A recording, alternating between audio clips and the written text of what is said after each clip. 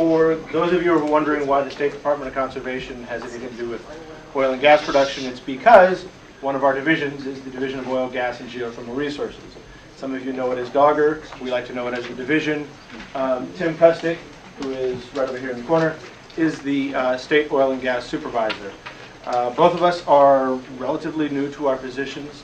Neither of us are really new to these issues, however. What I'd like to do, per the agenda, what I'd like to do is give a quick overview. I am not a technician, but I'll give you a quick overview in what I hope is not jargon-laden terminology.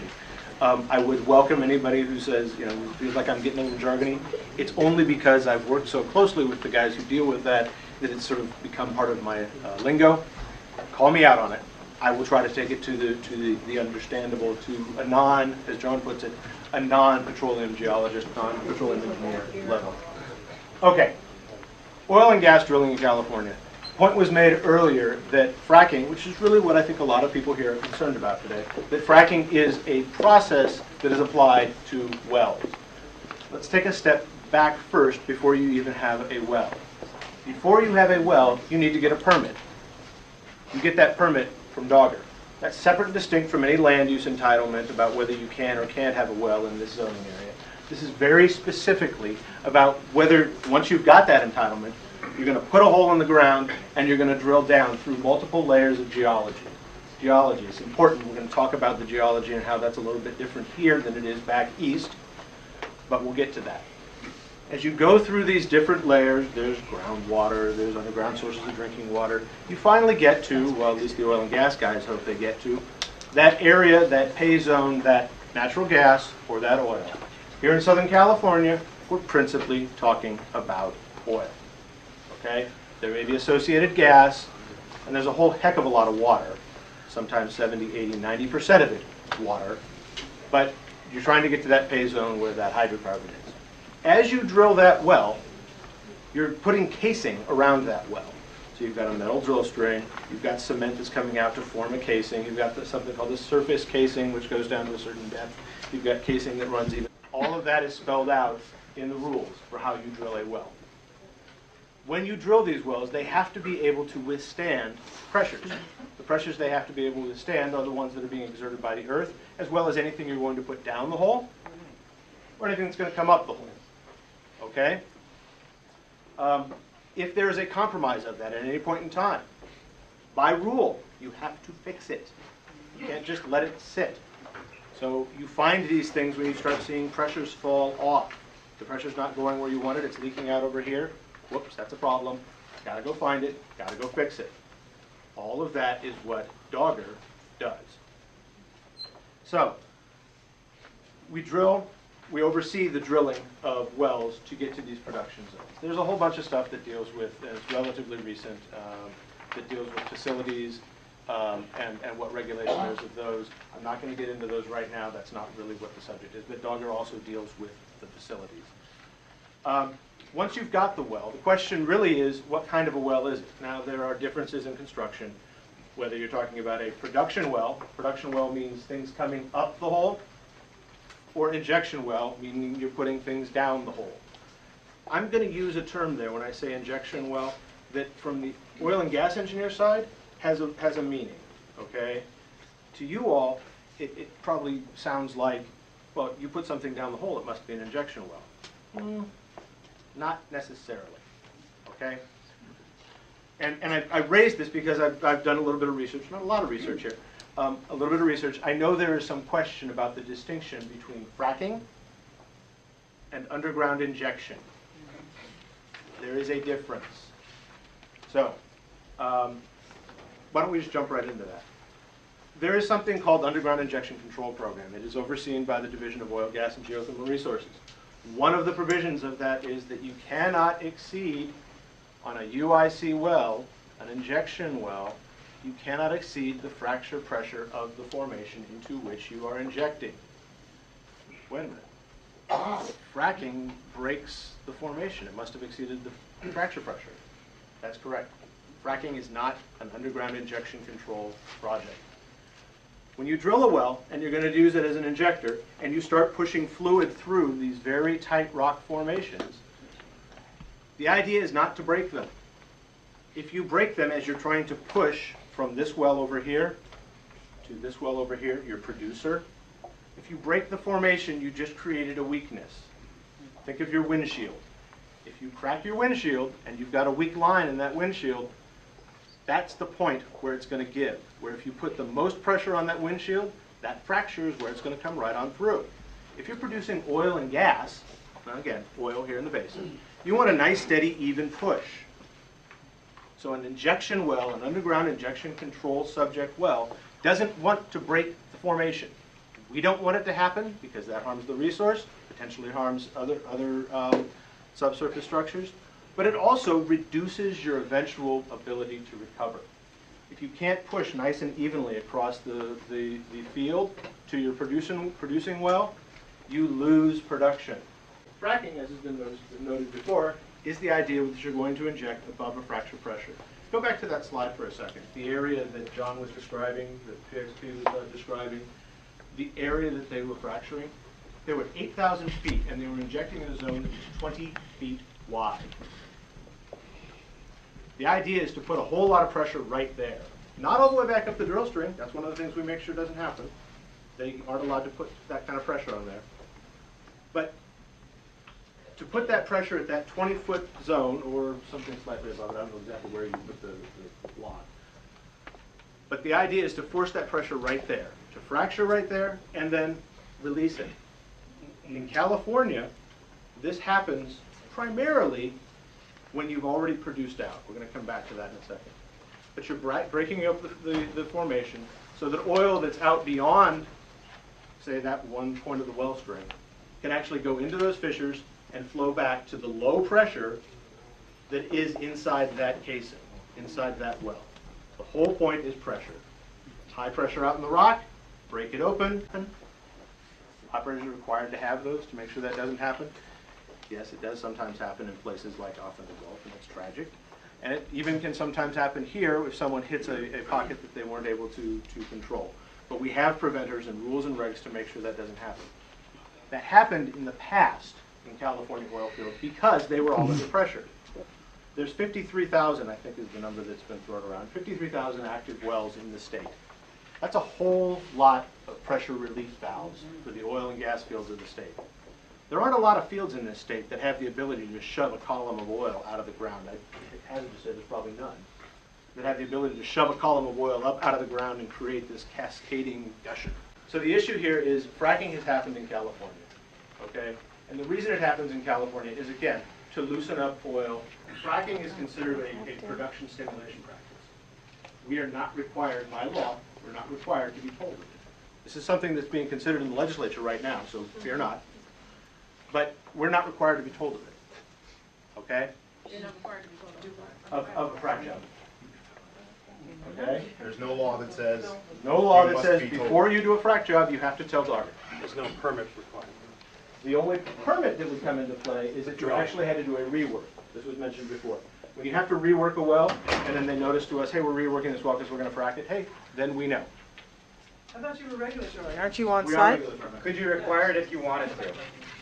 The state We don't have any legislature regulations could. for it right now. But you're on site, right? That was what I was going to ask. Aren't you guys on site?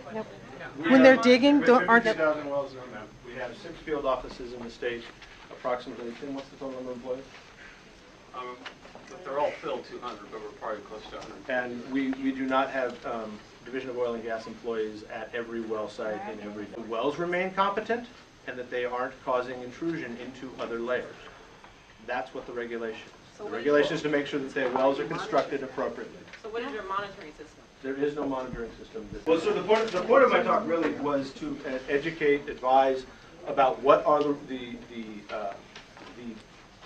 regulations that the division oversees, to make sure that you all know that yes, compared to today, there may be issues where people are concerned about limitations on that. But they are the regulations that we have and that have been in place for approximately 4 years. You should be regulating that, correct? Again, we are regulating the integrity of the well and what they do with the well, whether it's production or putting things down the well. But you said you don't know whether they're fracking or not. Let's be clear about this, because this is something that came up in a prior conversation. The absence of knowledge about where fracking has happened does not mean that all of those regulations that I just described don't exist. So the pressure. These wells are constructed to those standards. It's DOGGR, therefore pays your salaries. And Yeah. if so, how does that affect your work? Thank you. The oil and gas assessment is something that is paid per barrel. If you produce more oil, you pay more to the state. And yes, it is true that the amount that is paid is from the oil and gas industry, but there is no one single operator who then speaks to us or that we respond to. We are a regulator funded by a fee placed upon the regulated industry, and that is common, whether it is in mining, whether it's in pesticide use. The fact of the payment of the fee for the regulation is not an indictment of the organization. As a matter of fact, it is a norm for the funding of regulatory programs in the state of California. If a well, any type of well that's an oil field gas well, if it's leaking to the surface, if you see those gas bubbles leaking to the surface directly above the wellhead, will that well be investigated for its integrity and in an attempt to stop that leakage? What you described to me, I can't quite comprehend what you're saying about. At a He's talking about an wellhead. AQMD violation. No, I'm not. I'm talking about a wellhead, an oil well that is leaking gases to the surface, and you can see it coming up right above that wellhead. Will the DOG investigate that well to determine the leakage in any attempt to have whoever owns that well re-abandon the well? Almost 8:30, and I see a few people kind of shuffling. If anyone, just in case, they might have to shuffle out of here. For the purposes of the study that's going on, once again, it is important that if you do have questions and topics that you would like to see addressed, it is important that you get those questions to us either in the form of these cards. Once again, I know I'm repeating myself here. And also, I think we will be able to accept the questions preferably by email up until the end of next week. For us, the county, yeah, next week. We've changed it to next week, Thursday, close of business Thursday, okay? Email address? It's at the bottom of the agenda. I'm sorry, I'll handle this. Can they ask them here, ma'am? Is that the end of your presentation? Most of the, there was one thing I forgot to say, John, and that's this to the group here. You haven't seen DOGGR in these meetings in the last couple of years, and I've spoken with David recently about this. Tim and I are new, okay? And to be able to answer those questions up front. I'm not going to tell you that I can answer them all, or that Tim or anybody else who shows up can answer. Hope we can get to better than 50, 60, 70% of them at the end. Can we start answering the Okay, question? what I would like to ask is that people raise their hands. I don't want only the people who are willing to shout out questions to answer. We do have about half an hour left, and you can ask questions. Okay. Yes, ma'am. Radioactive isotopes. Who will monitor the radioactive material that's going into the ground to trace your fracking process? And how is that going to affect my health and the health of this community? Something the division carefully watches.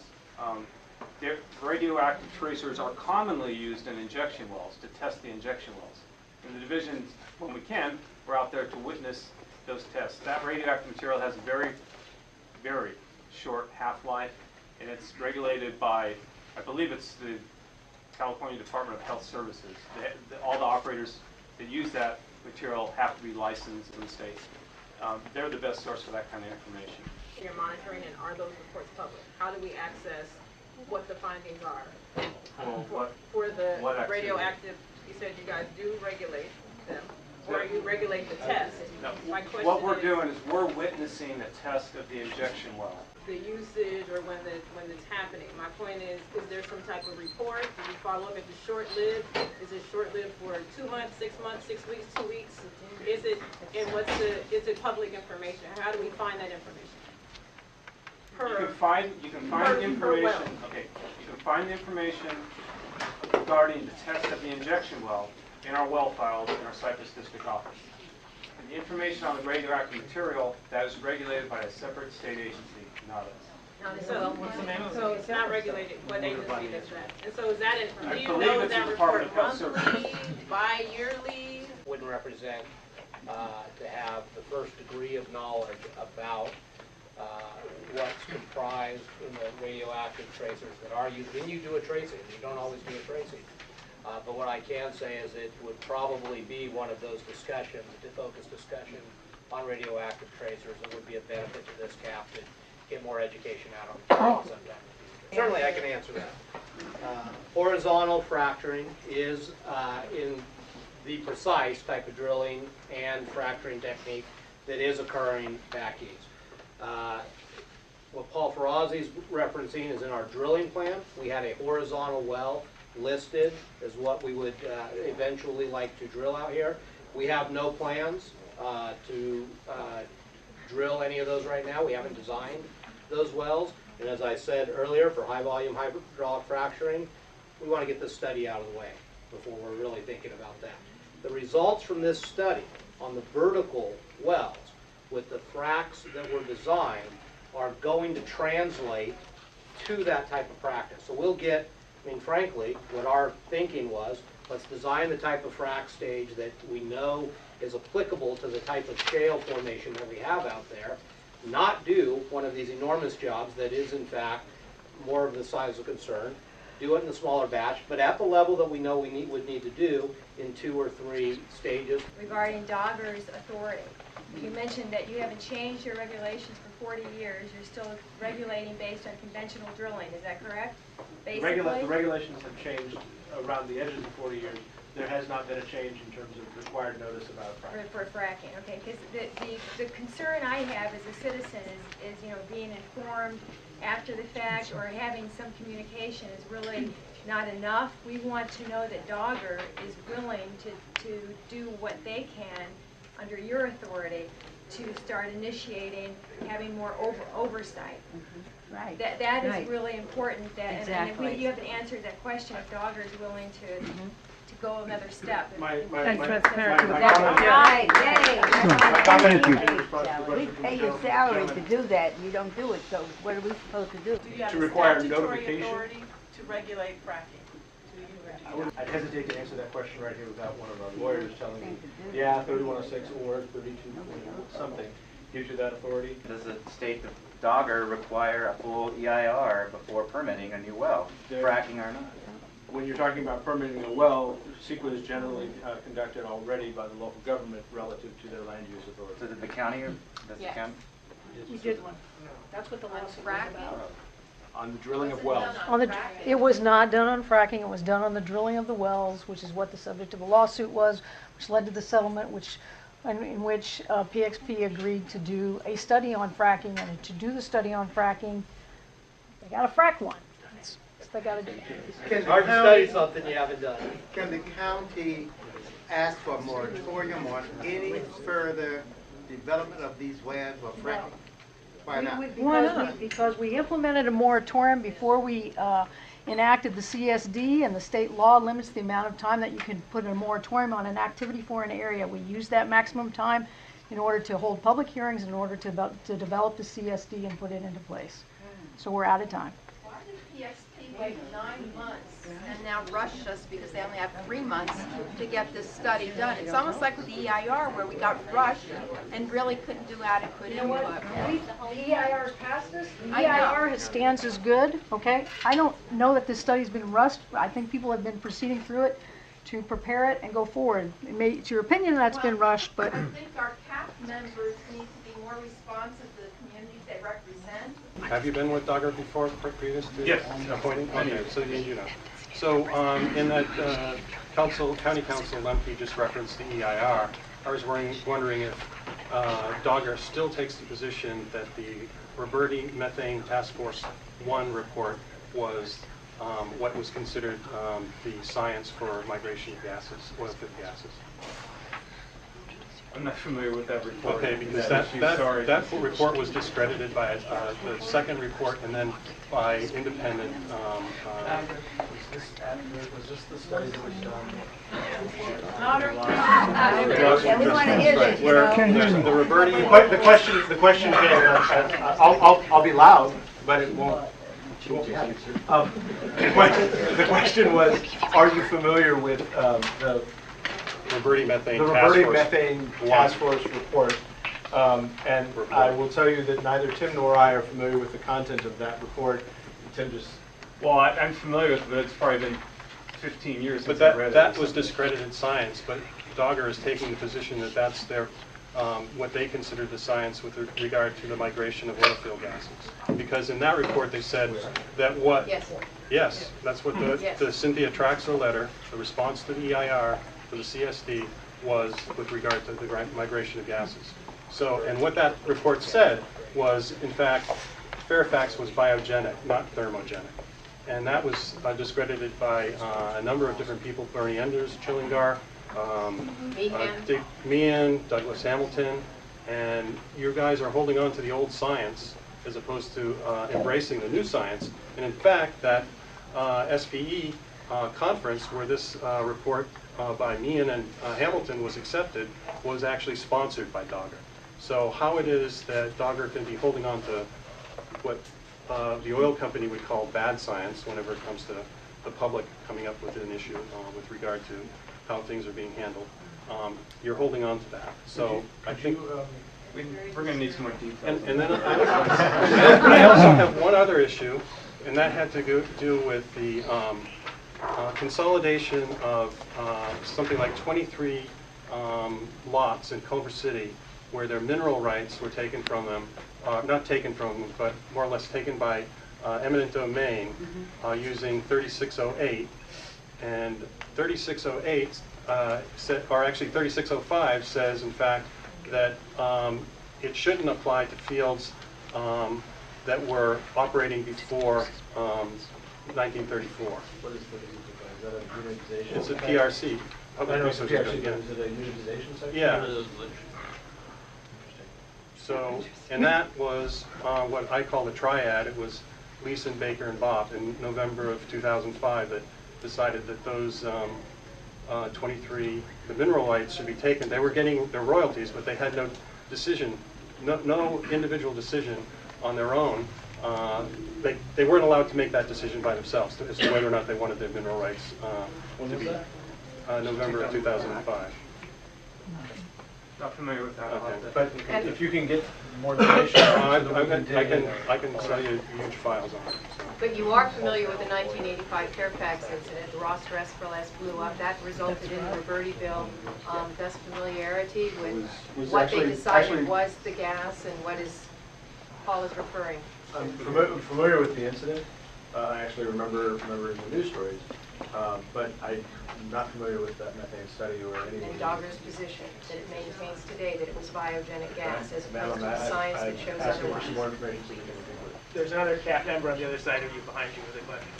Oh, I just want to point out, I am a member of CAP. It was brought on board, and it didn't happen. We also brought up that there should be more effort by the county to get the word out to people, and people are here, but I don't think it's thanks to the county getting the word out. It's thanks to other publication. So I feel personally rather helpless as a member of the CAP committee. I think we were put in place as a placeholder, and we're not being given any sort of decision authority. If there's been no study for it, does that mean that before you develop the plan, there will be a study? I can't speak to that, man. What I can say, I'm not going to commit one way or the other on that. What I can say is that this study was designed to do a one-stage frac that would be transferable depending on whether you did a vertical or a horizontal well in the shale zone.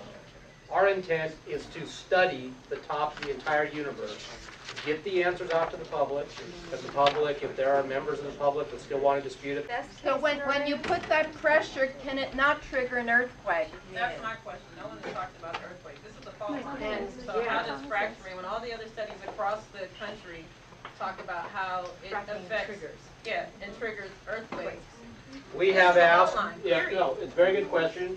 PXP asked, Dr. Cormier covered it, PXP asked that the possibility of seismic-induced events, i.e. an earthquake, from this activity be one of the items covered in the report. We voluntarily asked for that, so we know that's an issue that people are concerned about. Yeah, but let me throw one more piece. In the study, does that mean there is a guarantee? So if his study comes back and it says that it's possible, because it is. I mean, I don't know what kind of study he could say that it's not possible that a fault line could be triggered. Are you not going to do fracturing? Bottom line, like, what is the guarantee for us? So we're here in this meeting, it's informational. What's the guarantee that you are not going to do? So I have a problem like with the bill. Supporting the bill says that it's okay to fracture, when really fracturing is not okay. We're in Los Angeles, California. We're in California. There's earthquakes.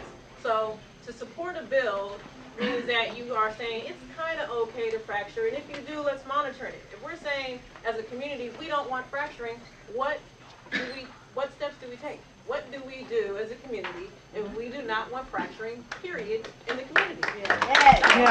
Here, here. I think they could set a practice for stimulating well. And there's problems all across the country. So I'm just asking, are you part of the public or are you part of the corporation? It's a basic question. We have to get out of here in 5 minutes, and they really want us out of the parking lot by 9 o'clock. Is there anything else from the CAP that we need to do tonight? I assume you'll send us one the next meeting. Please have a larger venue next time. About this meeting, what was good and what wasn't good? I think what was good is that there's a good turnout. There's obviously a lot of concern about fracking here. I think the community, the more it learns about fracking, the more it's not going to like it and want it to be banned from this area. I think what's going to be needed is a community strategy to get a ban, a fracking ban here in the Baldwin Hills. Good. It didn't seem like they want to listen to people too much. No, I think the strategy for the industry and the agencies that are too friendly to the industry is to say, there's nothing to worry about. Fracking is complicated. We're the experts. You people don't know anything. You just get all worked up about nothing. Just go home and watch television and be happy that the natural gas or oil is powering your TV. But I think the people here are too smart for that, are fighting back. And I think if folks get organized, we'll stop them.